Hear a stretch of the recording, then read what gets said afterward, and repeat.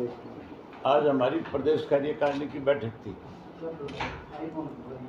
और बैठक में हमने 4 प्रस्ताव पास करे, निंदा प्रस्ताव। एक तो जो प्रॉपर्टी आईडी और एक परिवार पहचान पत्र, जो 2 चीज़ें सरकार ने बढ़ाई है। प्रॉपर्टी आईडी से तो हर शहर का नागरिक जो आज परेशान है। इस प्रॉपर्टी आईडी के आड़ के अंदर एक दुकान खुल गई भ्रष्टाचार की नई, कि कोई भी नागरिक की प्रॉपर्टी आईडी के बगैर कोई छोटी मोटी रजिस्ट्री या कोई शहर का काम नहीं हो सकता। और जब वो जाता है तो उसमें 100 तरह की कमियां निकालते हैं, कहते हैं इसको ठीक करा के लेके आओ। वो ठीक कराने के लिए जाता है तो 5,000 रुपये तो सरकार की फीस लगती है, जबकि प्रॉपर्टी आईडी की डिमांड किसी ने करी नहीं। किसी नगर पालिका ने, नगर परिषद ने कोई प्रस्ताव नहीं दिए, किसी एसोसिएशन ने प्रस्ताव नहीं दिए। बिना प्रस्ताव दिए, बिना कुछ के, बिना केवल एक गुजरात की कंपनी को फ़ायदा पहुंचाने के लिए इस मुख्यमंत्री को ऊपर से आदेश आया प्रधानमंत्री के ऑफिस से कि भाई ये मेरा जानने वाला है, इसको काम देना है, और कोई काम दे नहीं सकता था, उसको प्रॉपर्टी आईडी का काम दे दिया। 220 करोड़ रुपए दे दिए, उसने फर्जी प्रॉपर्टी आईडियाँ बना दी सारे प्रदेश में। इनका मंत्री खुद ये मान के आया था मीटिंग के अंदर कि 90% लोगों की प्रॉपर्टी आईडी जो है वो ठीक नहीं है, उससे लोग बहुत परेशान हैं। हमने कहा है कि भाई इसको ख़त्म किया जाए, जो पहले सिस्टम था उसी सिस्टम के तहत लोगों की रजिस्ट्रियाँ हो। नंबर 2, परिवार पहचान पत्र भी जो है उससे भी बुजुर्गों की पेंशन काटना था। सिर्फ वहाँ भी एक गुजरात की कंपनी को राजी करने की दी है, उसी कंपनी को ये काम दिया था, केवल सरकार का पैसा उनको देने के लिए सारा काम किया गया। उसके बाद दूसरा एक प्रस्ताव था, जो बारिश हुई है, ओलावृष्टि हुई, पीछे ओलावृष्टि बारिश की वजह से किसान की जो फसल खराब हुई उसका अब तक मुआवजा नहीं मिला। सरकार बहुत दावे कर रही थी कि हम जल्दी मुआवजा दे देंगे, एक नया पैसा भी मुआवजे के रूप में नहीं मिला कहीं पे। जहाँ कहीं मुआवजा दिया है वो इनके अपने चर्चे लोगों के पास गया और किसी के पास नहीं गया। अब फिर हमारे 6 ऐसे ज़िले हैं जिनमें एक तरह से पूरा बाढ़ आई हुई है। सरकार को उनको बाढ़ग्रस्त घोषित करना चाहिए था और उन जिलों के अंदर तुरंत किसान को जो है मुआवजा देना चाहिए, राहत देनी चाहिए, ताकि किसान कम से कम पिछली इस मार से बचे। एक ये प्रस्ताव था। एक तीसरा प्रस्ताव था, उसको लेकर के बेरोजगारी को लेकर। बेरोजगारी के साथ एक चीज़ और बताता हूँ आपको, जो मुझे अभी जानकारी मिली है इसकी। ये जो कौशल रोजगार योजना है, ये बहुत बड़ा फ्रॉड है। इसके अंदर एक IAS अफसर की ड्यूटी लगा रखी है, पांडु करके एक चीफ मिनिस्टर के ऑफिस में IAS अफसर है, साउथ इंडिया। अकेला वो इसको हैंडल करता है। उसके साथ बाकी सारे RSS के लोग हैं, जो गवर्नमेंट जॉब में नहीं है कोई भी। मतलब आप इतना बड़ा कहते हो कि हमें एक रोजगार का एक साधन दे रहे हैं, उसमें सरकार की तरफ से एक आदमी है, बाकी सारे प्राइवेट लोग हैं। और उसमें भी एक बड़ी अजीब चीज़ है जो किसी को भी अब तक पता नहीं है। जो क्लास D है इसके अंदर, उसका एक एग्ज़ाम होता है, छोटी सी ऐड निकालते हैं एक अखबार में और कहते हैं इन पोस्टों के लिए क्लास 4 का जो है एक तरह से, जिसको इन्होंने D कैटेगरी बना दिया, कि इसके एग्ज़ाम दे दो। पोस्टें निकली नहीं है, कोई पोस्ट की अटैचमेंट नहीं है, सिर्फ एक छोटी सी ऐड दे दी, उसमें लिख दिया कि भाई हमने इतने चपरासी लेने, हमने इतने बेलदार लेने, हमने इतने ये लेने, अलग अलग नाम लिखे। उनकी पोस्टें निकाली नहीं, अखबार में किसी में ऐड नहीं है, उसका एग्ज़ाम रख दिया। अब वो अखबार सारी जगह जाता ही नहीं, और उसका एक दिन फिक्स कर दिया, मैं आप इस दिन एग्ज़ाम दे दो। उस एग्ज़ाम के अंदर जो पास हो जाएंगे, उनमें से फिर ये लोग जो है एक मेरिट बनाते हैं, और मेरिट बना करके वो केवल एक फॉर्मेलिटी है, फिर ये आरएसएस वाले अपने मन मर्जी से अपने मन चाहे लोगों को उसमें भर्ती करते हैं। एग्जाम साल में एक ही बार हो सकता है उसका, बारी बारी एग्जाम भी नहीं है। जब पोस्ट निकलती है उस टाइम एग्जाम होना चाहिए, तब नहीं। साल पहले एग्जाम हो गया, पोस्ट साल बाद निकल रही है और फिर उसके बाद उसको भर्ती करें। कितना बड़ा मतलब लोगों के साथ धोखा है, कितनी अलग तरीके से आरएसएस की भर्ती की जा रही है। बीजेपी ने सरकार के अंदर भर्ती करने का एक साधन निकाला। इसी तरह क्लास सी का है, उनके एग्जाम भी एक साल पहले हो जाते हैं, और जो क्लास ए और बी वाले हैं उनकी ऐड देते हैं सिर्फ, बाकियों का कुछ नहीं देते। तो ये बहुत बड़ा घोटाला है एक तरह से, ये भी अपने आप में ये सरकार जो कर रही है। एक नई चीज और बताता हूँ मुख्यमंत्री की, जो मेरे संज्ञान में है, ये आपके पास है कि नहीं है जानकारी। कोई भी टेंडर पहले जो दिया जाता था, चाहे किसी भी डिपार्टमेंट का टेंडर होता था, उसका इंजीनियरिंग चीफ जो है वो ही उस टेंडर को खोलता था और वो ही उस टेंडर में त्रुटियां निकालता था। सरकार की तरफ से आता था कि भी ये प्रोजेक्ट है इतने करोड़ में बनना है, उसका टेंडर वो निकालता था। वही फाइनल अथॉरिटी होती थी उस टेंडर को फाइनल करने की।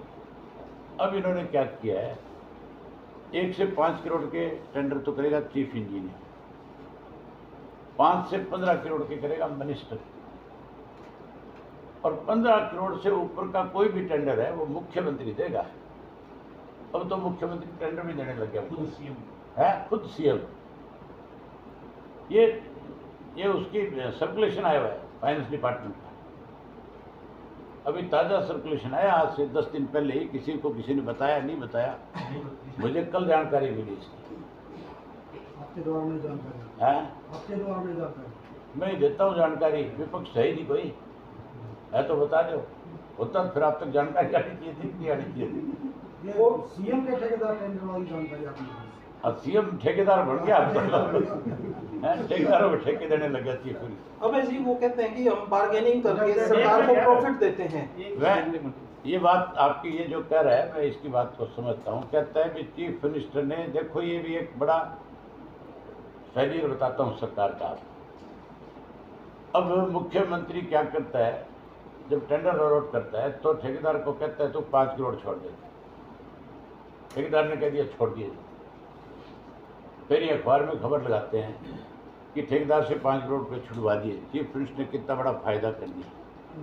मैं इस चीफ मिनिस्टर से ये बात पूछूंगा और आप भी पूछो कि जो पहले 3 साल टेंडर हुए, जो 100 करोड़ का टेंडर था जिसको 150 करोड़ का कर दिया, निकला 100 करोड़ का, और उसके बाद उसको 150 करोड़ के अंदर अलॉट किया आपने, 50% उसका बढ़ा दिया। वो जो बढ़ाया 50% है उसकी जांच कराएगा मुख्यमंत्री। वो बताए ना, जो चीज़ 10 रुपये में बढ़नी थी जिसके 50 रुपये लगे, उसका क्या करेगा मुख्यमंत्री। मैंने मुख्यमंत्री वाली ये तो मेरे को बता दी कि मुख्यमंत्री कहता है बोले मैंने इतने करोड़ बचा दिए, जो खुआ दिए उनका क्या करेगा। स्टेडियम बनाया था अम्बाड़ा के अंदर, 50 करोड़ का घोटाला स्वयं मंत्री ने माना है, अनिल विज मानता था। कराई जांच तो पूछो मुख्यमंत्री ने। ये तो लुटेरे हैं, लूट के खा गए। ये जो 5 करोड़ भी छुड़वाते हैं उसमें भी पहले तय होता है इनका कि इसमें तेरे को 15 करोड़ बचाएंगे, 5 हमें दे देना, 5 छोड़ देना, 5 तू खा लेना, 5 हमें दे देना। ये भी एक मुख्यमंत्री ने अपना एक लूट का नया साधन बनाया है। मेरा कहने का मतलब है कि मुख्यमंत्री को किसी ने बता दिया कि ये जो टेंडर टूंडर होते हैं इसमें भी बहुत सारा मंत्रियों के हाथ लग जाता है, माल है इसमें, इसलिए मुख्यमंत्री ने माल खाने के चक्कर में सारा काम किया बेचारे ने। अब ये भूख मुख्यमंत्री को होगी मेरे भाई। उसमें कैबिनेट मंत्री भी शामिल होते हैं, 2 सर। किसमें? उस जो टेंडरिंग कोई शामिल नहीं होता, ये सब बकवास है, झूठ है। सिर्फ चीफ मिनिस्टर करता है। सर्कुलर पढ़ के देख ले, पहले जानकारी रखो किसी बात की, फिर किसी बात के ऊपर आगे अपनी बात करना शुरू किया करो। जो चीज़ तुम्हें पता नहीं है मैं तुम्हें बता रहा हूँ, और तुम उसके ऊपर सरकार ने कोई दे रखा तेरे को, कोई एक आधा लगा दिया क्या तेरा?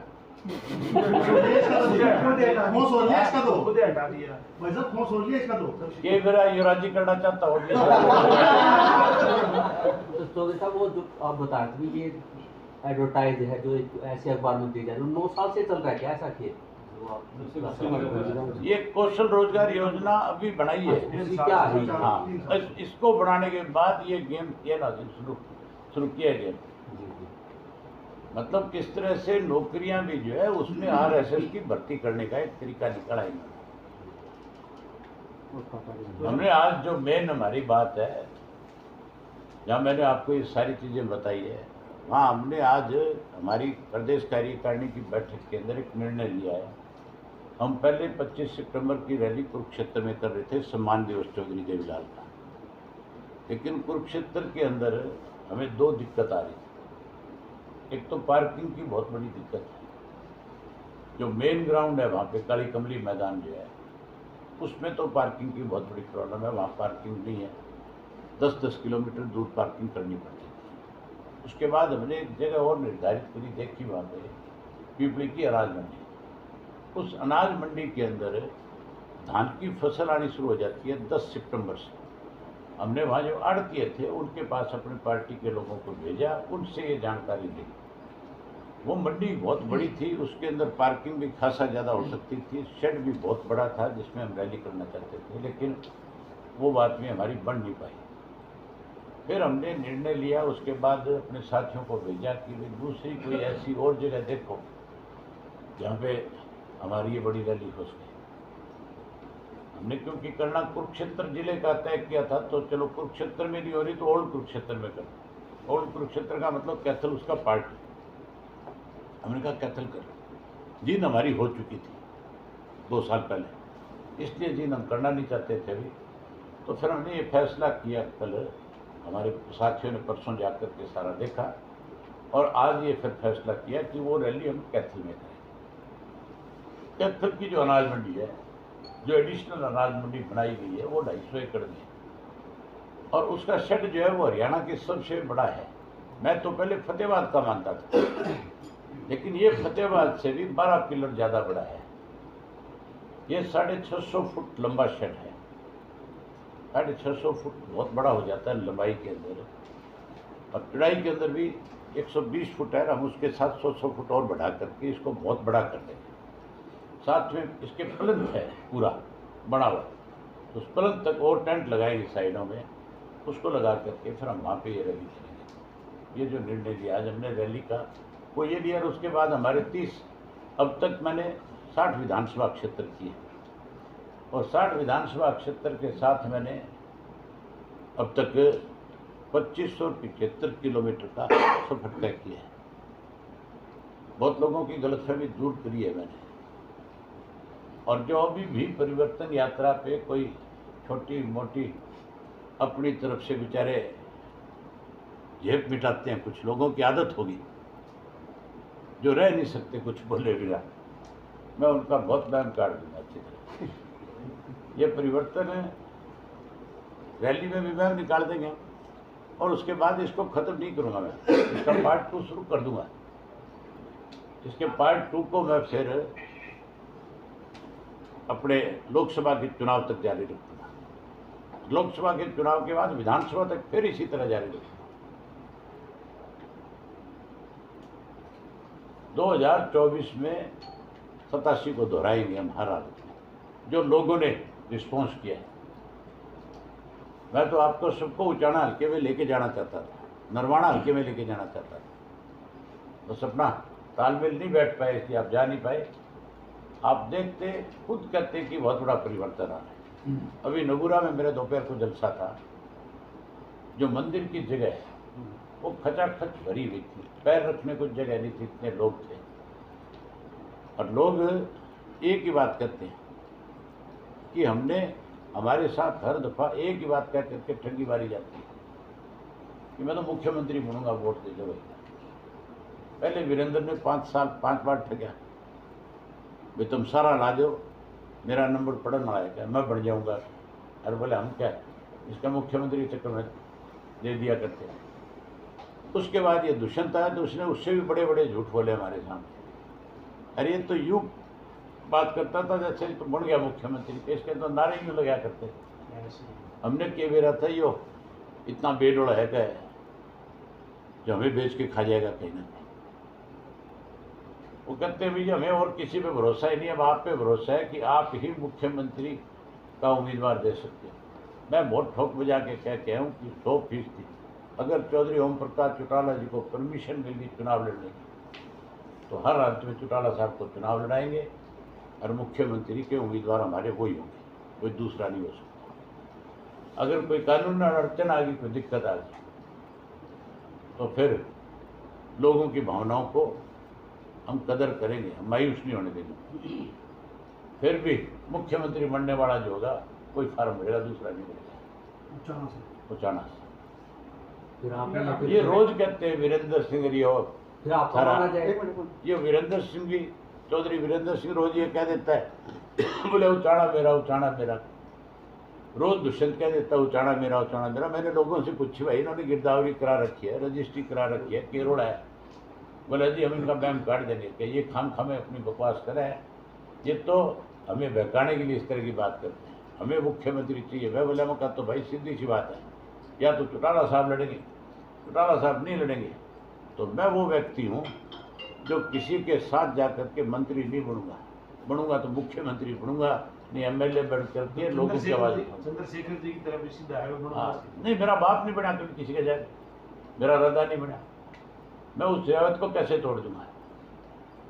हम लोगों के बीच में कोई मंत्री बनने के लिए, एमएलए बनने के लिए चुनाव थोड़े लड़ते हैं। हमारी पार्टी जो है अपनी पार्टी है, हम अपनी पार्टी का मुख्यमंत्री बनाने के लिए चुनाव लड़ते हैं।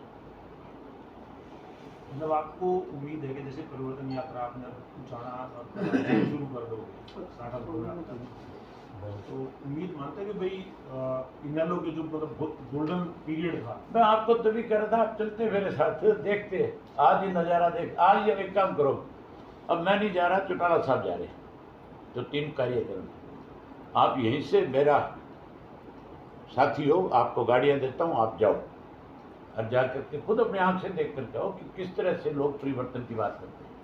इसकी वजह आप अलग अलग लोगों से पूछ के देखो, मतलब महिला से पूछ के देखो, कोई बच्चों से पूछ करके देखो, किसी बुजुर्ग से पूछ करके देखो, किसी से भी पूछो आप एक से, परिवर्तन के बारे में क्या है। 4 साल में आप कैसे ये बदलाव जिस तरह करोगे, इसकी क्या वजह मानते हो? आपने लोगों को टटोला है, क्या मुद्दे? 10 साल कांग्रेस का, सुनो 10 साल कांग्रेस का राज रहा। कांग्रेस को लोगों ने इसलिए सत्ता से बाहर किया था कि कांग्रेस से विश्वास उठ गया। उसी कांग्रेस की 20 सीट आई बाद में, और ज्यादा नीचे चले गई थी कांग्रेस चुनाव हारने के बाद। उन्होंने बीजेपी का राज बना दिया। बीजेपी की अकेलों की सरकार थी, फिर 75 पार का नारा था, मोदी का नाम था, उसके बावजूद भी सत्ता से बाहर कर दिया बीजेपी को। लोगों को चौधरी ओम प्रकाश चौटाला का जो राज है 2000 से 2005 का जो काम किए थे उन्होंने, वो याद आते हैं आज।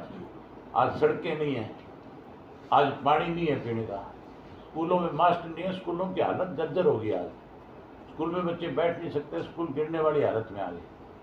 कहीं जो डिस्पेंसरियाँ बनी हुई है, कहीं CSC PSC बनी है, उनमें डॉक्टर नहीं है। आज हर व्यक्ति दुखी है। इन्होंने तो स्वयं पोर्टल के स्वयं कार्ड के कुछ काम ही नहीं किया। 3.5 साल से किसी से, गांव के आदमी से, शहर के आदमी से पूछो प्रॉपर्टी ID के लिए, एक भी शहरी से जाकर के पूछ ले भाई तू प्रॉपर्टी ID से खुश है क्या? कोई कहते हमारे लिए सुसरा नहीं, हमें बिना मतलब परेशान कर दिया। गांव में जाकर के किसी एक आदमी से ये पूछ लो आप कि तुम्हारे गांव में एक नया पैसा भी खर्च हुआ है कि 3.5 साल? एक आदमी जो ये कह दे भी हाँ यहाँ पैसा लगे मान लेंगे। उनसे ये पूछ लो, 1,85,000 करोड़ का बजट है और 4 लाख करोड़ का कर्जा है हरियाणा प्रदेश के। पूछ लो कर्जा किस चीज़ का है। इन बीजेपी वालों से पूछ लो कर्जा किस चीज़ का चढ़ा रखा है, बता दो। तुम जींद में रहते हो, मुझे एक बताओ कि जींद के अंदर कितनी बारिश हुई है? हुई नहीं है बारिश ही बारिश नहीं हुई ना। हाँ। उसके बाद क्या हालत है गलियों का, सड़कों का क्या हाल है?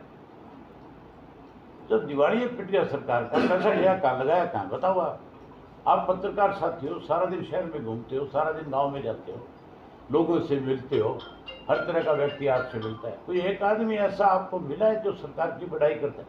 इनके MLA जो है अलग से बैठकर बात करके देखो उनसे, वो भी रोए सुसरे, वो भी कहते हैं बोले मार दिए इन्होंने, कहीं मुँह दिखाने लायक भी नहीं बचे।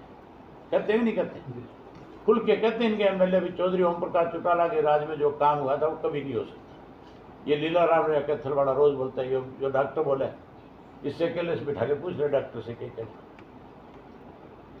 अबे जी बैकवर्ड समाज के लोगों को कितना राजनीतिक प्रतिनिधित्व देगा आने वाले?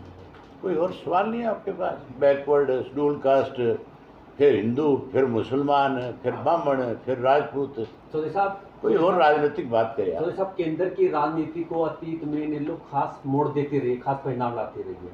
विधानसभा से पहले लोकसभा चुनाव संभावित है, उसको लेकर क्या कुछ रहेगा हरियाणा में विशेष? लोकसभा का जो चुनाव है, मैं ज़्यादा लंबी चौड़ी तो दावेदारी लोगों की तरह करता नहीं, वो ज़्यादा इतनी झूठ बोलने। अब तक जितने मैं लोकसभा क्षेत्रों में जा कर के आया, और मैं दावे से कह सकता हूँ कि सरसा की सीट हमारी है, एंड दावे के साथ भी सरसा हर हालत में हम जीतेंगे। अब आगे कुरुक्षेत्र की तरफ जाऊंगा, हिसार का भी मैं दावा कर सकता हूँ कि हिसार की सीट भी हम जीत सकते हैं, जो हालात हैं आज की तारीख में। गुड़गांव की जो सीट है उसमें मैं जीतने का दावा नहीं कर सकता, लेकिन गुड़गांव में ये जरूर कह सकता हूँ कि हमारी बहुत बड़ी अलग एक पहचान उभर करके आएगी। ये अलग अलग विधानसभा क्षेत्रों के आकलन है मेरे। आगे आगे जैसे जाऊंगा बता दूंगा। मुझे औरों की तरह ये नहीं हम तो 10 जीतेंगे, हम तो 9 जीतेंगे, हम 6 जीतेंगे, ये नहीं कही जाती मेरे से। यही आगे खासियत से है। ये आपने इतनी लंबी यात्रा, परिवर्तन यात्रा कर रहे हो, हरियाणा परिवर्तन यात्रा 60 हल्कों में आप ये भी दावे के साथ कह सकता हूँ तुम्हारे सामने भी विधानसभा के अंदर 87 दोहरा के दिखाएंगे आपको। लोग जो है 87 से कम नहीं रहने देंगे। हमारे को बहुत बड़ा भरोसा है लोगों का।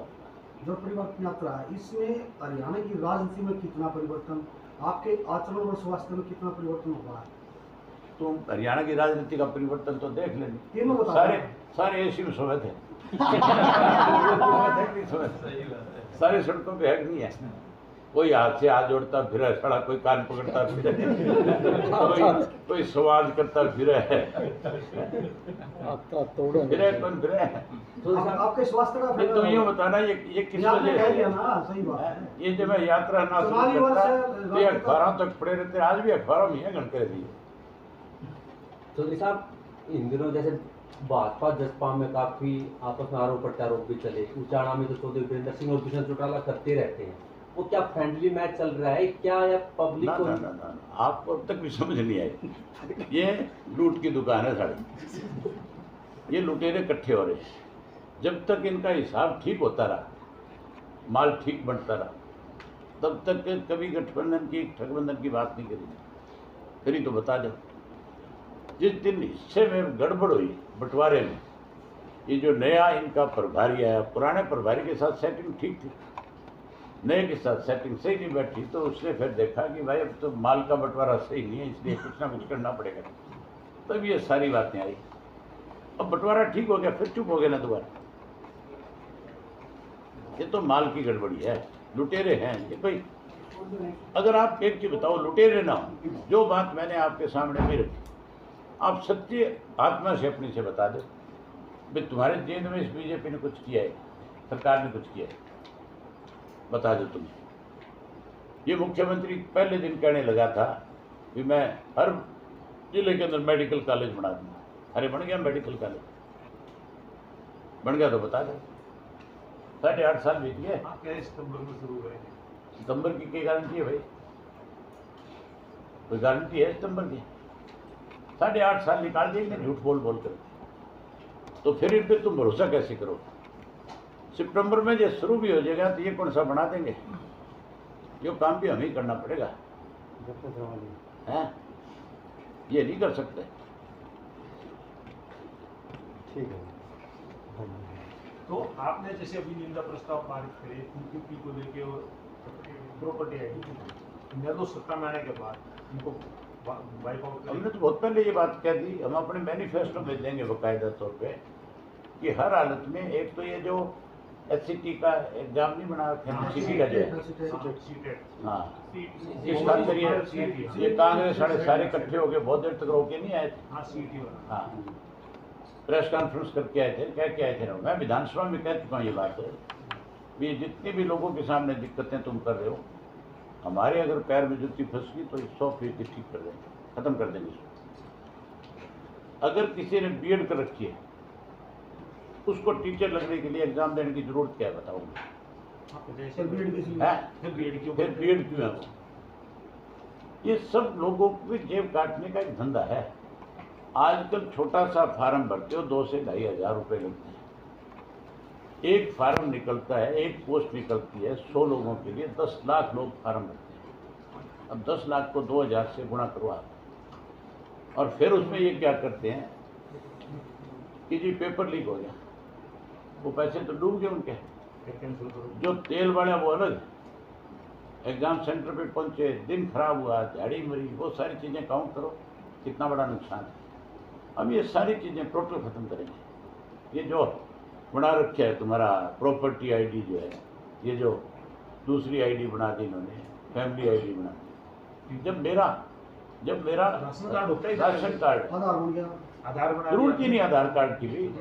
आधार कार्ड जब बनाया था देश में तो ये कहा गया था कि आपका ग्रीन कार्ड है, सेकंड आईडी नहीं चाहिए। हाँ, इसके बाद आपको कोई आईडी नहीं चाहिए। तो फिर ये रोज नई आईडी क्यों है, पोर्टल क्यों है? अब तो मुख्यमंत्री ने बयान दिया है कि किसान खाद अगर खरीदेगा तो वो पोर्टल पे जाएगा और रजिस्ट्रेशन कराएगा और ये बताएगा कि मुझे कितने बैग खाद के चाहिए। इस पागल को यही समझनी है, एक मुख्यमंत्री है तुम प्रदेश का, किसान को खाद किस काम के लिए चाहिए? उसको फसल पकाने के लिए चाहिए। ये कल को ये शर्तें लगाएंगे हमारे ऊपर कि खाद तो 3 बैग बहुत है 1 एकड़ में। अब किसान ने देखना इसमें 3 डालनी है, 2 डालनी है, 5 डालनी है। जैसी फसल होगी उसी के मुताबिक खाद डाली जाती है। कई दफ़ा पीलापन आ जाता है, सूखा रहने की वजह से कमज़ोर रह जाती है, उसको ताकत देने के लिए हम पानी लगाते हैं, उसमें खाद का कट्टा गिरा, 1.5 कट्टा भी गिरा, 2 भी गिरते हैं कई बार। इसका मतलब हमें कोई चीज़ मिलेगी नहीं टाइम के ऊपर, हम परेशान होंगे। ये परेशान करने के लिए सारी चीज़ें बढ़ाई है इन लोगों ने। अवैध संधि स्कूलों को लेकर भी सरकार ने काफी स्कूल बंद किए, कुछ मर्जी के नाम पे बंद करने जा रहे हैं। इस पे इन लोगों का क्या नजरिया? सिर्फ गरीब घरों के बच्चों को पढ़ाई से दूर रखना है सरकार का काम। जिसके पास जुगाड़ है, पैसा है, वो तो प्राइवेट में पढ़ा लेगा। जो मजदूरी करने वाला है वो कहाँ पढ़ाएगा? स्कूल बंद हो जाएंगे। ये गरीब आदमी को, मतलब गरीब के बच्चे को उभरने नहीं देना चाहते, आगे नहीं आना देना चाहते। उससे चाहते हैं लेबर ही बनी रहे हर वक्त। ये लेबर खत्म नहीं करना चाहते। इन दिनों कल तक भी आंदोलन कर रहे हैं। जो 2-2 हज़ार रुपये सरकार किसान के खाते में देते थी वो भी बंद कर दिया। ये भी बताता हूँ आपको, ये जानकारी भी आप किसी किसान से सम्मान नहीं दीजिए। हाँ, बंद कर दी इन्होंने, आज भी नहीं मिलती। आपने कल तक आंदोलन कर रहे हैं। अभी स्टेज पे ये कहा था कि भाई विपक्ष को एकजुट होना पड़ेगा, मोदी को हराया जा सकता है। ये पहली बात तो मोदी का विकल्प नहीं है, बट विपक्ष एकजुट हो तो मोदी को हराया जा सकता है। तो लोकसभा चुनाव में इन लोग क्या मतलब समान विचारधारा वाले किसी तरह के साथ गठबंधन होना चाहिए? कोई हमारे पास ठीक ढंग की प्रपोजल आएगी तो हम जरूर उसको स्वीकार करें। और कोई अपना दाव भी लगाना चाहेगा तो फिर हम लोगों की भावनाओं के साथ खिलवाड़ नहीं करेंगे। आपने संबोधन में यह भी दावा किया कि परिवर्तन यात्रा है जो वो मोदी का विकल्प होगी। हाँ, होगी। इसका क्या करना चाहिए? इसलिए होगी, मैं आपको बताऊं, सारा विपक्ष हमारे 25 सितंबर पे आएगा और लोग ही उनको कहेंगे, हम उस स्टेज के ऊपर कहेंगे, हम उस विपक्ष के लोगों को बताएंगे कि ये लोग जो है आपको इकट्ठा देखना चाहते हैं। अगर इकट्ठा नहीं होगे तो ईडी के तहत सब जेल की सलाखों के पीछे चले जाओगे। रशिया में आज क्या हो रहा है, चाइना में आज क्या हो रहा है, ये हमारा मोदी साहब भी इस देश को रशिया और चाइना बनाना चाहता है। ये इन एजेंसियों के माध्यम से नेताओं को जेल में डाल करके राज करना चाहता है देश में। आप देख लो कितने नेताओं को ईडी के डर से, ये हमारी पार्टी थोड़ी कि नहीं थोड़ी, इन्होंने डर दिखा के थोड़ी। मेरे साथ जो एमएलए थे, कोई बिजनेसमैन थे और थे, उनको एजेंसियों में डर दिखाया और उनसे इस्तीफे दिलवाए। अब वो रोते हैं, वो कहते हैं बोले जी हमारा कुछ नहीं बेटा, गलती होगी। मैं बोले भुगतो भी तुम अपनी। इसी तरीके से समाज में इसको राष्ट्रीय कांग्रेस पार्टी को तोड़ दिया कि तोड़ दिया। उस अजीत के खिलाफ ईडी के मुकदमे थे, प्रफुल्ल के खिलाफ थे, उनको डराया, आखिर उन्होंने हाथ जोड़ लिए, पैर पकड़ लिए, जो कहोगे वो करने को तैयार है। अब लालू के पीछे पड़े हैं, लालू के परिवार को भी तोड़ना चाहते हैं। ये सब जगह इस तरह से डरा धमका करके राजनीति करके अपनी ताकत बनाए रखना चाहते हैं। इसलिए हर हालत के अंदर देश के नेताओं को इकट्ठा होकर के इनके खिलाफ लड़ना पड़ेगा। नहीं इकट्ठे होंगे, नहीं लड़ेंगे तो आप देख लेना 25 को देश काल क्या होगा। 25 को तमाम विपक्षी दलों के नेताओं जो भी एंटी बीजेपी जो मतलब उसमें हैं उन सभी को आप जिसका पूछना चाहते हो, कहना चाहते हो, वो मैं समझता हूँ। मैं हर नेता को इनवाइट करूंगा, कोई आए ना आए उसकी मर्जी है। इन्विटेशन सबको जाएगा। हाँ, इनविटेशन जाएगा सबको। दुष्यंत जी आएंगे तो उनको बुलाएंगे। भूपेंद्र हुड्डा को इनवाइट करोगे क्या? तू पागल हो रहा है, यह सुनना चाहता है मेरे से? दुष्यंत जी आएंगे, दुष्यंत विपक्ष में है। आप विपक्ष की हो क्या उल्टी बात करते हो आप? पत्रकार हो क्या हो? तेरे को बढ़ा के भेजा है भाई, तू इस तरह की उल्टी बातें करना, और वो फिर कुछ ना कुछ तेरे को कह देगा। चलो ले जा तेरा डंडा यहाँ। हाँ, कोई अकल की बात कर यार, कोई ढंग की बात कर, कोई अच्छा लगे। सर ये इसको ये पढ़ा के भेजते हैं, मैं जानता हूँ जो लोग पढ़ाते हैं। अभी अभय सिंह को तू ये बात कहेगा तो वो खड़ेगा, सुन तो ले तू। और मैं तेरे जैसों को बहुत मिलता हूँ। ले जाए तेरा डंडा, टाल क्यों तंग हो?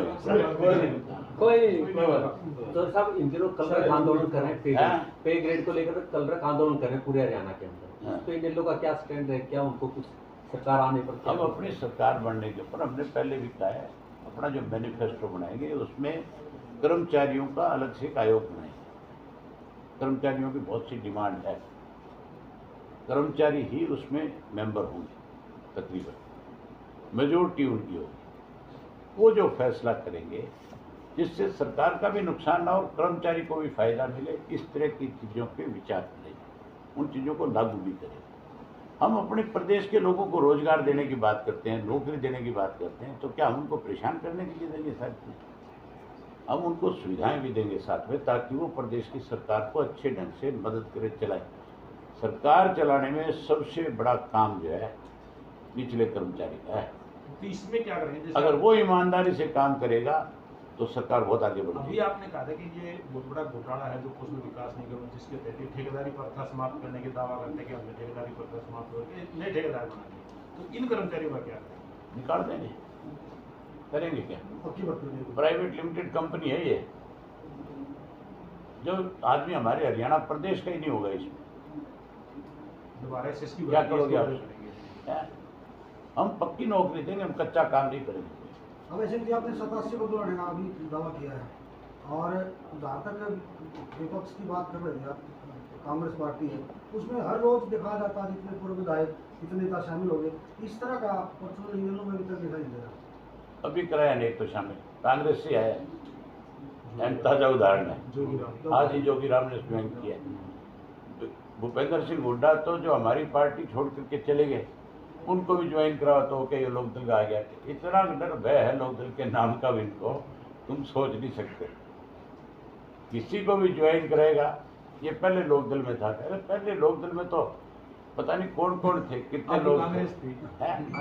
नहीं आती क्यों, सारी कांग्रेस ही मारी है। एक हुड्डा ने छोड़ दे तो अच्छा, हुड्डा की तरह मेरे से ये नहीं कही जाती है मेरा दोस्त है, यो मेरा मित्र है। ये तो सारा दिन मित्र करके अपना कांडा काटा है। ठीक है, धन्यवाद। ठीक है, धन्यवाद।